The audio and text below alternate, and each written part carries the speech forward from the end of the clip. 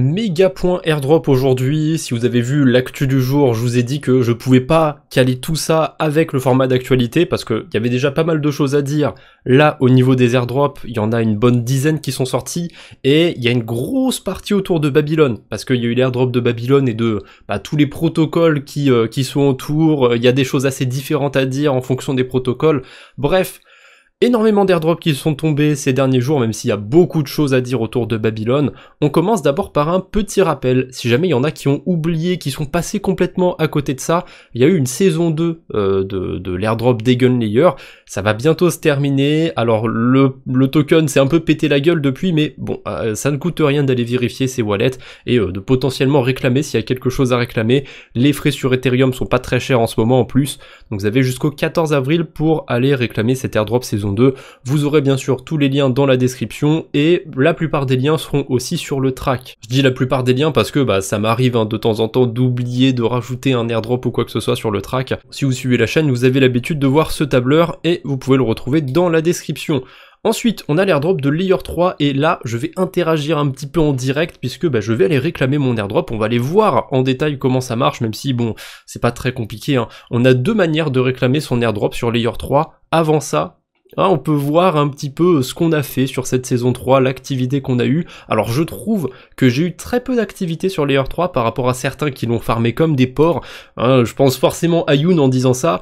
Lui il a pu récupérer soit 172 USDC, soit 12 000 et des poussières token Layer 3, ce qui vaut beaucoup plus, mais c'est des tokens bloqués sur un an. On va y revenir, donc commençons. Alors moi j'ai minté 162 cubes seulement, j'ai pas été très actif sur cette saison 3. Honnêtement je trouve que c'est pas mal pour l'activité que j'ai eue.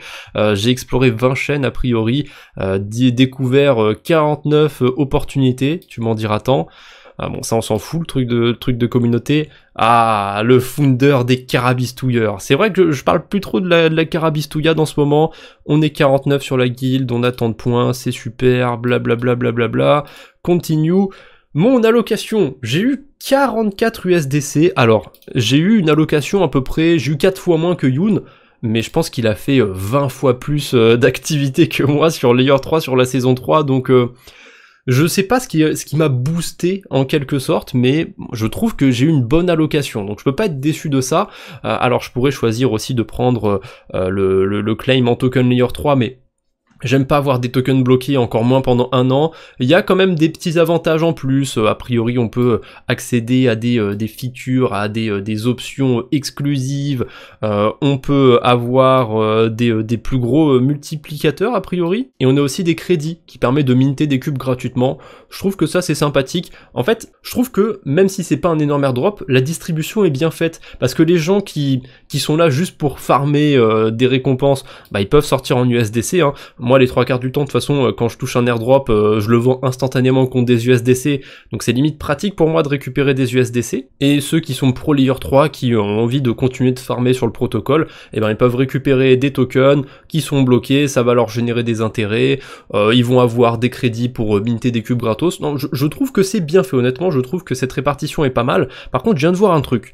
Les USDC qu'on peut récupérer sur l'airdrop de Layer 3, ça va être transféré sur le Layer 3 wallet.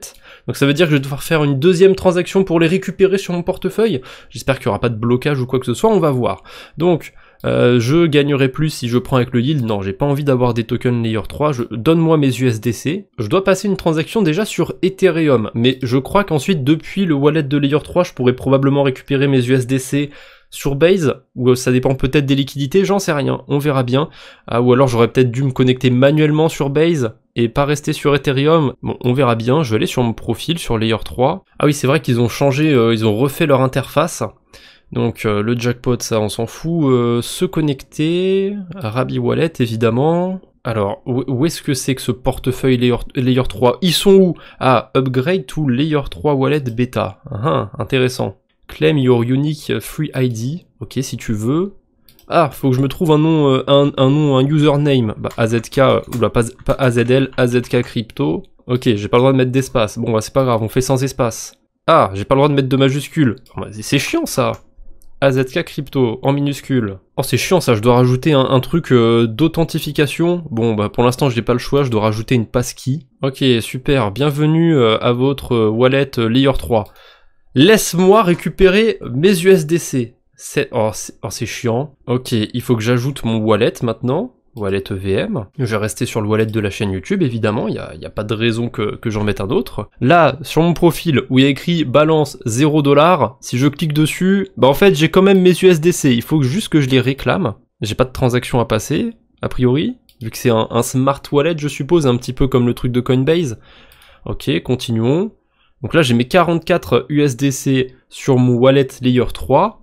Et je suppose qu'ensuite je peux me les envoyer. Ah ok, je suis trop bête. En fait, ici, il faut pas choisir utilisateur, il faut choisir adresse. Et là, je peux l'envoyer à une des deux adresses que j'ai liées à mon compte Layer 3. Parce que j'ai l'adresse des gènes et l'adresse de la chaîne YouTube. Ok, oh, c'est toute une affaire, hein. J'ai bien fait finalement de faire un point airdrop pour montrer comment on récupère cet airdrop là. Hein. Ok, en plus Layer 3 prend le coût de la transaction pour lui, c'est sympathique, c'est gentil. Et voilà, là j'ai reçu mes 44 USDC sur mon portefeuille. Parfait, ils sont là. Bon bah c'était long, c'est toute une aventure pour récupérer son airdrop, mais bon, ça coûte aucun frais quasiment, juste une petite transaction sur Ethereum. Ça par contre, pas cool, Layer 3 là, la petite transaction sur Ethereum, même si ça coûte pas cher en termes de frais, on aurait pu s'en passer. Ensuite, on a Arcadia Finance, l'airdrop d'Arcadia Finance aussi qui est tombé. C'est con parce que c'est un protocole que j'avais mis sur ma liste de projets que je surveillais dans le track, mais il me semble pas l'avoir farmé sur le portefeuille de la chaîne YouTube. Je crois pas avoir déposé de liquidité dessus, hein. Non, je suis pas éligible. En fait, le protocole, je le trouve sympa, mais comme les rendements étaient pas dingues et que j'avais pas envie de faire de l'effet de levier sur du farming, bah j'ai pas voulu toucher au protocole. Voilà, j'attendais un meilleur rendement sur le lending. Le rendement sur le lending était déjà autour de 10% alors qu'il y avait mieux sur les autres protocoles. Là, c'est descendu à 4%. Bon, je suis passé à côté d'Arcadia malheureusement. Par contre, si vous voulez récupérer l'airdrop, c'est assez spécial. En fait, vous n'allez pas récupérer des tokens AAA, c'est le ticker de Arcadia. Vous allez recevoir des STAAA, donc la version stakée du token, et vous pouvez le récupérer et directement l'unstaker. Le souci, c'est que il faut attendre 30 jours pour unstaker. Alors on a un truc qui nous permet de sortir plus tôt, de sortir quand on veut, mais on va se taper une pénalité si on sort avant les 30 jours. Donc c'est une pénalité qui commence à 90%, ce qui est quand même pas mal, hein, et ça diminue progressivement sur les 30 jours jusqu'à 0% de pénalité évidemment. Donc ça veut dire que si on veut récupérer son airdrop tout de suite, on n'en récupère que 10% seulement. Après, c'est pas le genre de token que j'ai envie de garder longtemps dans mon portefeuille. Ça me fait penser un petit peu à Morpho là, le lancement où c'est monté d'un coup, le prix s'effondre et il remonte un petit peu. On verra ce que ça va donner. J'ai pas été éligible sur le portefeuille de la chaîne YouTube malheureusement, mais ça c'est un airdrop que je tarderai pas trop à réclamer. Parce que typiquement l'airdrop de Suiland, il y avait un système similaire où il fallait payer en quelque sorte un frais pour récupérer son airdrop, et si on attendait je sais plus combien de semaines ou combien de mois, on n'avait aucun frais, on pouvait récupérer l'entièreté de son airdrop, mais en fait ça valait plus le coup de le récupérer dès le début que d'attendre la période pour le récupérer sans frais.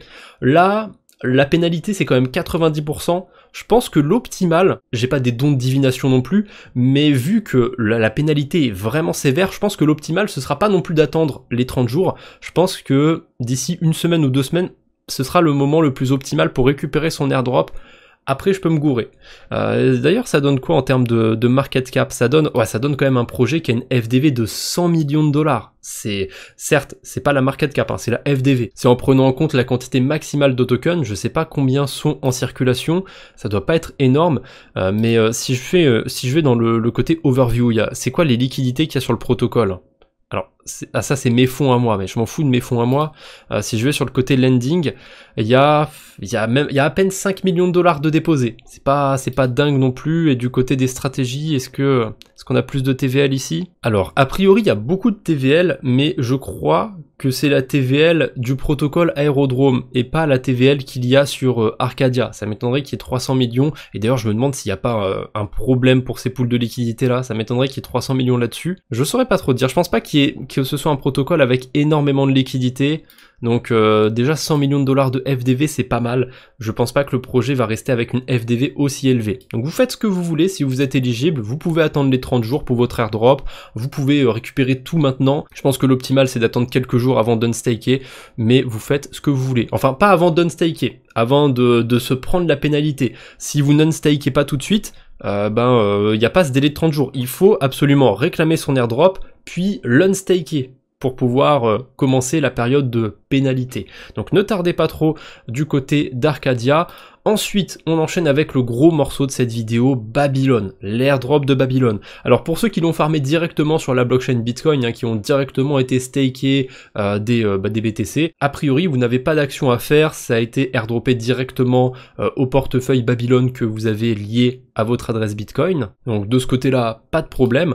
Par contre, on a des protocoles de liquid staking qui sont venus par-dessus et ils n'ont pas tous fait la même chose, on va dire. Ils sont pas tous organisés de la même manière. Solve Protocol, ils ont fait exactement comme Babylon. En gros, il y a quelques jours, ils ont permis aux utilisateurs de lier une adresse Babylon à leur compte, à leur adresse EVM sur Solve. Du coup, si vous avez farmé du côté de Solve, normalement, vos tokens Babylon ont déjà été distribués, sont déjà sur votre portefeuille. Si vous n'avez pas lié d'adresse Babylon et que vous avez farmé autour de Solve Protocol, autour du Solve BTC Babylon, allez lier votre adresse, vous pouvez encore le faire, mais attention quand même, il y a des deadlines, il y a des protocoles sur lesquels c'est carrément mort. Si vous n'avez pas lié d'adresse, c'est tant pis, pas d'airdrop pour vous. On en reparlera un petit peu après. On a Lombard Finance. Lombard, justement, je vais aller réclamer mon airdrop parce que je l'ai farmé quand même, Lombard. Est-ce que c'était intéressant à farmer ? Ouais, pas tant que ça, hein. On n'est pas sur un Eigenlayer qui a été directement valorisé à plusieurs milliards de dollars. Non, Babylon a un peu floppé, je trouve, honnêtement. Je crois qu'en termes de FDV, il a un peu plus d'1 milliard de dollars. Donc, ouais, un petit peu déçu de cet airdrop de Babylon. Je m'attendais à mieux. Donc, si vous êtes éligible du côté de Lombard, c'était pas à faire en amont. Sur Solve, il fallait en amont lier une adresse Babylon. Sur Lombard, eh bien, vous avez besoin d'une adresse Babylon pour aller réclamer directement. Donc soit vous avez une option pour réclamer les tokens Babylon, c'est ce que je vais faire, je pense, ça va être le plus optimal, soit vous pouvez les réclamer et les swapper directement contre du LBTC, parce que on a déjà tout un écosystème, a priori sur Babylon, on a un DEX qui s'appelle TowerDEX, mais le souci de swapper sur la blockchain Babylon, c'est que vous allez vous retrouver avec des LBTC sur Babylon, et ensuite vous pouvez les rebridger ces LBTC sur une blockchain EVM, mais ce sera uniquement sur Ethereum, donc c'est pas très pratique. Moi je vais vous montrer une manière beaucoup plus pratique de récupérer son airdrop Babylon et d'ensuite aller le dumper si vous avez envie de le dumper. Donc je vais utiliser le wallet Leap, c'est pas le seul, hein. Vous pouvez utiliser globalement quasi n'importe quel wallet de l'écosystème Cosmos, mais moi je vais utiliser le wallet Leap. Donc je me suis créé un portefeuille, un hot wallet dessus parce que je compte juste m'en servir pour l'airdrop de Babylon, hein, je compte pas m'en servir plus tard, ça va juste être pour récupérer mon airdrop. Donc je copie mon adresse Babylon, tac, je réclame mon airdrop. Donc j'ai une petite signature à faire sur Base. C'est pas une signature comme pour Layer 3, là pour le coup c'est une signature gratuite on va dire. Enfin c'est pas on va dire, elle est gratuite, elle me coûte aucun frais. C'est pour bien prouver que je détiens cette adresse et que je veux envoyer les tokens Babylon sur l'adresse que j'ai mise ici. Et je sais pas combien de temps ça prend exactement, hein. C'est pas comme si j'avais 50 000 adresses, hein. Là c'est la première fois que je récupère des tokens Babi. Donc est-ce que ça va être rapide, est-ce que ça va pas être rapide, je sais pas, pour l'instant je les vois pas encore sur mon portefeuille Leap, mais dès que je vais les avoir, je pense que ça je le ferai dans mon coin, parce que je sais pas si je vais pouvoir le faire rapidement, mais dès que je vais les avoir, en fait sur le portefeuille Leap, on a un petit onglet Swap, et je peux directement échanger mes tokens Babylon contre des tokens sur une autre blockchain. Et ce que je vais faire, c'est que je vais échanger ça contre des USDC sur Base. Donc si je cherche Base, hop, je peux le récupérer. Ça marche pas sur Base. En fait, j'avais essayé sur Arbitrum, et ça fonctionnait sur Arbitrum. Sur Base, ça a pas l'air de fonctionner. Ok, bon si je veux les vendre, vaut mieux passer plutôt par Arbitrum. A priori on a du slippage. Quand j'avais fait la simulation juste avant cette vidéo, il n'y avait aucun souci, ça marchait très bien. Si j'essaye du coup d'échanger 1000 Babi, on a beaucoup de slippage ou ça peut valoir le coup. Ah ok. En fait, sur une petite quantité de Babylon, c'est pas le problème du slippage, c'est le problème qu'on a quelques frais qui sont pris par Axelar, et du coup ça impacte le prix quand on va venir swapper ces tokens Babylon. Le plus simple évidemment, hein, si on veut avoir le moins d'impact possible sur le prix avec une petite quantité de tokens, ça va être de passer par un exchange, mais j'utilise plus les exchanges, donc tant pis, je vais me taper 30 centimes de frais. En vrai, je pense pas qu'on s'en tire beaucoup mieux hein, sur les exchanges, mais voilà. Je vais prendre ce chemin-là, c'est beaucoup plus simple pour moi, je vais recevoir directement mes tokens où j'ai envie de les recevoir. Ah bah tiens, j'ai mes tokens, ça y est, ça vaut 11 $ à peu près. Arbitrum, c'est peut-être pas le chemin le plus optimal, il y a peut-être mieux que de passer par Arbitrum directement, et puis ça dépend. Moi, j'ai envie d'avoir des stablecoins. Si vous voulez accumuler du Atom, j'en sais rien, du Celestia ou autre, libre à vous, hein, déjà. Moi, je le ferai pas, mais ça peut être peut-être plus optimal de faire ça. Moi, je vais passer en USDC directement sur Arbitrum, ça m'arrange bien. Est-ce que je peux vendre tous mes tokens ou il faut que j'en garde une petite partie pour les frais de transaction? Est-ce que Lib va bien faire les choses et il va déduire un petit peu de token Babylon pour payer mes frais de transaction? Je sais pas. Je vais essayer de confirmer mon swap, si ça passe tant mieux, si ça passe pas, bah j'essaierai d'échanger un peu moins de tokens Babylon. A priori ça a l'air d'être passé, ah non, swap fail, c'est pas passé, j'en échange peut-être trop. Bon, je vais arrondir, 119,4. Ah après là je vois qu'il y a un swap sur Osmosis, c'est peut-être ça le problème, c'est peut-être parce que j'ai pas de quoi payer les frais de transaction sur Osmosis, non? Ah non, j'ai rien dit, c'est passé. Bon bah réduisez un tout petit peu votre quantité de tokens Babylon, si vous en avez 100,58, envoyez-en 100,5. Vous voyez, vous retirez le deuxième chiffre après la virgule, ça devrait passer. Après si vous en avez 100,40, bon bah le 4 vous le remplacez par un 3 dans ce cas-là, hein, vous diminuez de 1 dixième au maximum. Je pense que c'est suffisant en termes de frais. Ensuite, bon bah ça se transfère d'Osmosis à Arbitrum et va y avoir un dernier swap sur Arbitrum. Par contre, je viens de penser un truc. J'ai pas rentré d'adresse Arbitrum. Du coup, ça va être envoyé pas à l'adresse de la chaîne YouTube, ça va être envoyé à l'adresse qui est propre à ce portefeuille-là, parce que j'ai créé un portefeuille pour l'occasion avec sa propre seed phrase et compagnie. Ça veut dire que je vais le recevoir sur une nouvelle adresse Arbitrum. Ah, j'avais pas pensé à ça, je suis trop bête. C'est pas grave, je vais à fond sur mon tutoriel. Je vais exporter ma clé privée, je vais la foutre sur Rabi. J'ai pas envie de m'emmerder avec les frais de transaction. Ah, vous allez voir, je vous fais le guide ultime là pour l'airdrop sur Lombard. Hein. Alors, j'espère que je peux quitter cette page et que je peux récupérer, exporter ma clé privée. Ouais, le swap est toujours en cours. Ok. Je vais dans les options, export private key. Bon, évidemment, hein, je vais pas vous la montrer. Maintenant, je vais sur Rabi et je vais rajouter un portefeuille et je vais coller ma clé privée. Et pourquoi j'ai exporté le wallet avec lequel j'ai récupéré mon airdrop sur Babylon sur Rabi? Eh bien, tout simplement parce que sur Rabi, on a le gas account. Et le gas account, je peux l'utiliser avec n'importe quelle adresse qui est connectée sur mon portefeuille Rabi. Et du coup, je vais pouvoir transférer mes USDC d'Arbitrum de ce portefeuille vers le portefeuille de la chaîne YouTube sans avoir besoin de déplacer une petite quantité d'Ether pour bouger mes USDC, puisque grâce au gas account, j'aurai pas besoin d'Ether sur Arbitrum. Donc je vous propose que j'avance un petit peu sur l'airdrop autour de Babylon, qu'on termine un petit peu les actualités, et je reviendrai là-dessus quand je serai à la fin de la vidéo, hein, je vous montrerai ensuite comment je me renvoie les USDC sur le bon portefeuille. On continue toujours autour de l'airdrop de Babylon, on a aussi eu le protocole Etherfi qui a permis de farmer cet airdrop via leur EBTC. Il y a plein de gens par contre qui se sont plaints sur Etherfi d'avoir farmé des points et de ne pas être éligible.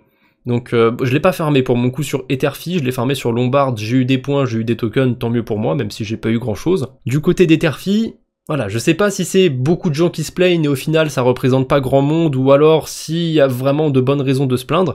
En tout cas, ça se passe directement sur leur site, hein.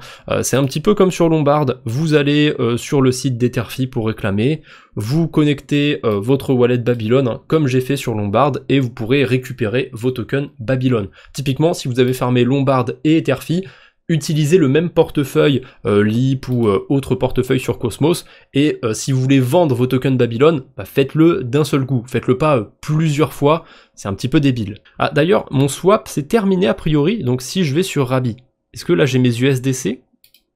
Pour l'instant, il n'y a pas l'air d'y avoir d'USDC, il n'y a pas l'air d'y avoir grand chose. Ok, je comprends pourquoi je vois pas les USDC sur mon portefeuille Arbitrum. L'adresse que j'ai là, c'est pas la même adresse que j'ai sur Rabi. Donc je suppose que Lip et Rabi n'utilisent pas le même chemin de dérivation et que du coup, quand j'exporte ma clé privée de Lip à Rabi, j'obtiens pas la même adresse parce que ils procèdent pas de la même manière, on va dire. Donc je crois que j'aurais plutôt dû exporter ma phrase de récupération et pas ma clé privée. Donc je vais recommencer, je vais réimporter un wallet sur Rabi, mais cette fois-ci avec la phrase. Et cette fois-ci, le portefeuille, c'est le bon. Et il reconnaît déjà que j'ai des sous sur Arbitrum, que j'ai 10 $ et des poussières. Oh, ça vous spoil les news d'après, on reviendra là-dessus après. J'ai mon wallet du coup avec mes USDC, désolé c'est long, c'est toute une aventure, mais c'est bien de le documenter aussi, hein, je pense que si moi déjà je galère pour réclamer un airdrop, il y en a pour qui c'est encore pire, donc c'est pas plus mal d'avoir une vidéo qui peut vous aider pour ça. Donc ensuite, je vais cliquer sur le bouton Send, envoyer, je vais envoyer mes USDC à... Ah merde, j'ai pas édité ma whitelist. Ok, j'ai édité ma whitelist, c'est bon, je peux envoyer à l'adresse YouTube tous mes USDC, et j'ai pas d'Ethereum sur mon portefeuille, mais pas de problème, le gaz account, en plus ça coûte que dalle, même pas 1 centime la transaction, donc je signe, je confirme, et là c'est magique, si je retourne sur ma ledger, j'ai mes USDC normalement qui sont arrivés sur Arbitrum, voilà. C'était toute une galère hein, pour 10 USDC, on va pas se mentir, mais bon, j'allais pas laisser ça végéter sur un portefeuille pour rien, hein, autant que je les récupère, même si c'est 10 $. On ne dit pas non, il n'y a pas de petit profit comme on dit. Bref, pour Etherfi du coup ça se passe un peu comme pour Lombard, hein, vous aurez pas trop de problèmes. Maintenant, là où ça se complique, ça va être pour Lorenzo Protocol. C'est comme sur Solve, il fallait mettre en amont son adresse, sauf que Solve, on a encore le temps, on peut encore lier son adresse du côté de Lorenzo. Ils avaient mis une date limite de bâtard, déjà ils avaient mis une date limite au 6 avril il me semble, donc avant l'airdrop, carrément avant la date de l'airdrop, et ils ont mis une nouvelle date limite le 10 avril, donc juste avant le lancement du token Babylon. Il a été lancé le 10 avril à je sais plus quelle heure du matin en France, donc si vous avez farmé sur Lorenzo et que vous n'avez pas lié d'adresse, c'est mort, vous ne pourrez pas récupérer vos tokens, c'est comme ça, ils vont les garder pour eux, je trouve ça pas cool du tout de leur part. Ensuite pour PumpBTC, comme c'est écrit sur le post de PumpBTC, les utilisateurs peuvent récupérer leur allocation sur BitGet, donc c'est plus pratique pour ceux qui ont envie de passer par les exchanges, mais je suppose, je peux pas le vérifier comme je suis pas éligible, je suppose qu'on peut le récupérer sur une adresse Babylon comme pour Lombard, comme pour Etherfi. Ensuite, on en a enfin fini avec Babylon, j'ai probablement oublié un ou deux protocoles qui orbiteraient autour de Babylon, n'hésitez pas à me le dire hein, dans les commentaires si j'ai loupé quelque chose, parce qu'on a eu beaucoup de protocoles de liquid staking autour de Babylon. Bref, dans les autres protocoles qui ont airdroppé, on a eu Mine Network, bon c'est pas un énorme airdrop, mais pour ceux qui ont farmé Pencils Protocol à l'époque, peut-être que vous êtes éligible. Alors, il fallait déposer à un endroit bien précis sur Pencils Protocol, mais il y avait moyen de farmer des points pour Mine Network. Alors, il y avait d'autres manières aussi de le farmer. Qu'est-ce qu'il y a décrit déjà sur le track? Alors, il fallait avoir le Passport Citizen, je sais pas ce que c'est, participer à la gouvernance en votant, des rôles Discord, des quêtes Galaxy. En gros, si vous avez eu de l'activité autour de ce projet, n'hésitez pas à aller voir si vous êtes éligible. Comme d'habitude, hein, le lien dans la description. C'est toujours pas fini, hein, je vous l'ai dit en début de vidéo, il y a beaucoup de news, il y a beaucoup d'airdrops qui sont tombés, même si c'est pas que des énormes airdrops. On a Wayfinder Foundation qui balance son airdrop de token prompt. Alors ça a l'air d'être un truc lié à Kaito, j'ai pas du tout farmé ce truc, je suis pas du tout éligible.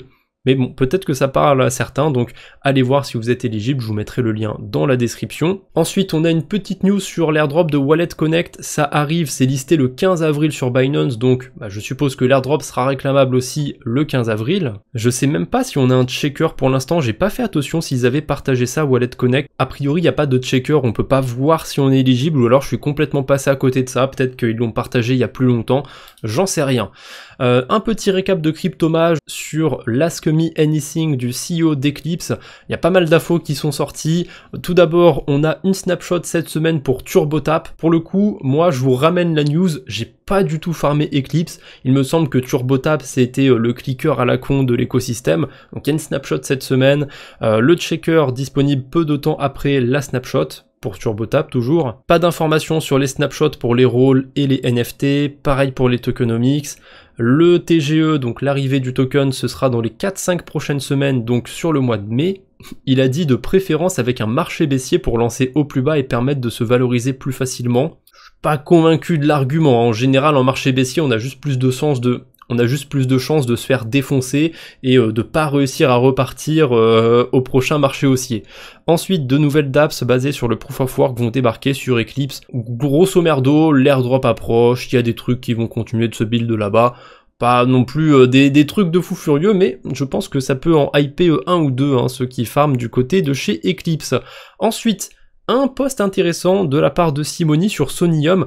J'avais parlé un peu de Sonium dans ma vidéo sur la Superchain, et c'est vrai qu'il y a des trucs intéressants à farmer sur cet écosystème. Et là, voir le post de Simony, ça m'a donné envie d'aller farmer un petit peu sur Sonium. J'ai des Ethereum sur le portefeuille de la chaîne YouTube, déjà paix à mon âme, et ces Ethers, enfin, cette fraction d'Ether, j'ai un peu moins d'un Ether, pour l'instant je suis sur Berachain avec. Je pense que je vais bouger sur Sonium parce qu'il y a un truc sympathique à faire, je vais vous montrer ça, je vais pas garder mon coin à champignons pour moi tout seul, mais il y a un truc sympathique à faire sur Sonium, ça a l'air de plutôt bien payer, et bah ça va faire farmer justement ce programme qu'ils ont appelé ACS, qui permet de récupérer des tokens A-Star. Alors il y a 70% de ces tokens qui sont distribués de manière linéaire, donc plus vous allez déposer de liquidité, plus vous allez farmer de tokens, et on a la mafia Solve et compagnie qui sont sur le coup. Après ils ont essayé de pondérer un peu certaines pools de liquidité, il y a des multiplicateurs sur certains tokens qu'on peut déposer, certaines pools, certains protocole, on peut avoir plus de tokens par dollar déposé, on va dire, que d'autres pools de liquidité. Et le reste de l'allocation, on sait pas trop comment ça va être distribué. On verra. Peut-être qu'il y aura un bonus non négligeable pour les petits farmers. J'ai pas trop d'espoir non plus, mais déjà, de ce qu'il y a sur le papier, vous allez voir qu'on a des rendements sympathiques. Bon, le reste du post, j'ai pas grand chose à commenter autour de tout ça. Je vous mettrai le lien du site aussi pour voir ses points et son classement, même si on s'en fout un petit peu, parce que si vous farmez que sur un protocole comme je vais faire, vous allez avoir vos points directement sur l'interface du protocole. Je pense déposer mes Ethers, enfin ma fraction d'Ethers sur Untitled Bank, le protocole, c'est un petit peu le Morpho, le Euler Finance du coin, et actuellement on a 14% d'intérêt sur de l'Ether. Alors c'est des intérêts uniquement via le programme ACS, donc il y a 6% via la TVL, via du coup l'airdrop linéaire, et 8% via ce qu'ils appellent discretionary. Est-ce que je peux vraiment m'attendre à 8% d'intérêt annualisé, ou alors il va falloir que j'ai plus d'activité que les autres sur Sonium, ce genre de choses, que c'est une sorte de boost en fait pour les pro-users, pour les utilisateurs plus actifs de l'écosystème? J'avoue que je sais pas trop comment fonctionne ce programme d'incentive, mais bon, déjà le rendement de base de 6% avec un bonus, c'est sympathique, donc ouais, je pense que je vais bouger mes Ethers ici et farmer un petit peu sur Sonium. C'est tout ce que j'avais pour aujourd'hui. Avant de se quitter, il y a quand même une dernière annonce autour d'un airdrop, et je vais considérer ça comme le mème du jour. D'habitude, je trouve un mème pour le format d'actualité, mais là, il y a une news autour des airdrops qui est juste trop drôle. Kinza Finance a annoncé que son TGE allait arriver. Alors, ça reste Kinza Finance, ils ont annoncé qu'avant ça, il y aurait quand même une petite saison 2 qui va durer 3 mois, faut pas déconner non plus, mais pourquoi c'est marrant? Pourquoi c'est marrant que Kinza Finance annonce leur TGE? Eh bien parce que c'est pas la première fois déjà qu'ils l'annoncent, de base, ils l'avaient annoncé, il me semble que la toute première fois, c'était pour fin 2023, pour décembre 2023, ils avaient reporté ça au premier trimestre 2024, bon, et ensuite, j'ai pas besoin de vous faire l'histoire, ils ont enterré un petit peu le truc, ils sont un petit peu passés dans l'ombre, et là, ils reviennent, oh, regardez, on va faire notre TGE, c'est super, mais avant, quand même, pour que les gens farment un petit peu, petite saison 2, allez, petite saison 2, revenez un petit peu chez nous, s'il vous plaît, on a besoin d'argent. Pas grand chose de plus à dire autour de tout ça, j'ai trouvé ça très marrant que Kinza annonce son TGE. Est-ce qu'il y en a parmi vous qui ont farmé ce protocole? Pendant un moment, j'ai dû déposer un peu de liquidité dessus, mais j'ai vraiment aucune attente. Vu depuis quand dure cet airdrop, c'est un truc qui va être très linéaire, j'ai zéro attente. Bref, c'est tout ce que j'avais pour aujourd'hui, j'espère que cette vidéo vous a plu, on se retrouve bientôt j'espère, d'ici là portez-vous bien, salut tout le monde!